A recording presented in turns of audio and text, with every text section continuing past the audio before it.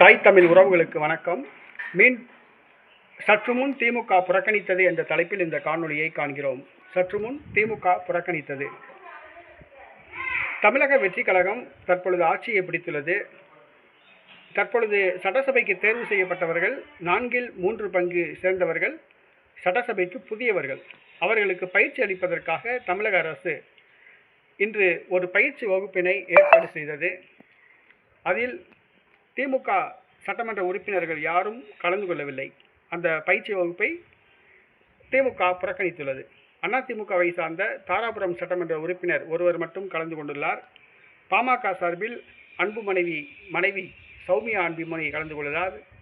விசிக சார்பில் வன்னியரசு கலந்து கொண்டுள்ளார். மொத்தம் 234 சட்டசபை உறுப்பினர்கள் 104 பேர் மட்டும் இந்த கூட்டத்தில் கலந்து கொண்டுள்ளனர். திமுகவை சார்ந்தவர்கள் யாரும் கலந்து கொள்ளவில்லை. சட்டசபை உறுப்பினர்களுக்கான பயிற்சி கூட்டத்தை திமுக புறக்கணித்துள்ளது.